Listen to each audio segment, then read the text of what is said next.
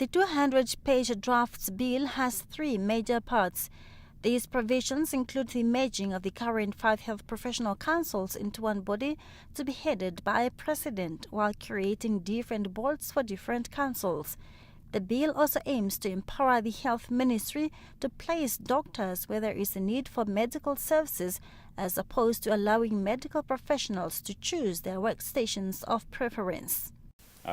Obviously, a lot of doctors prefer Windhoek and the coast, and then some of them maybe Oshakati and other urban settlements. Hardly anyone will just come to us and say, I want to go and work in Opua, or I want to go and work in Karasbek or Katima.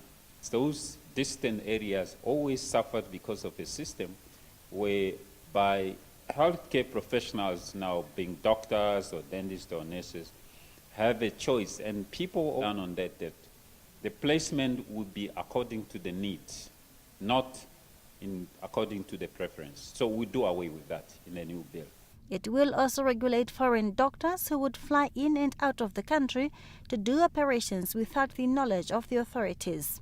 This has made it difficult for the authorities to determine, among others, the authenticity of qualifications and if they are registered as medical professionals, as well as who pays tax to the state.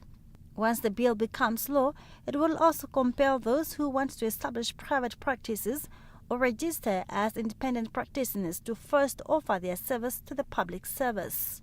Now, if you are a specialist cardiologist who want to come and work at one of the private hospitals here, we expect you to do some services to the public.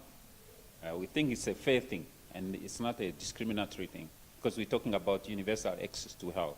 So without that kind of arrangement, we know that we will not get it right, because we almost cannot saturate the public sector with the required medical specialists, for instance. Currently, 83% of Namibians depend on the public health care, and the crux of the matter is really to make sure that those who cannot afford private health care have access to specialists without any financial constraint.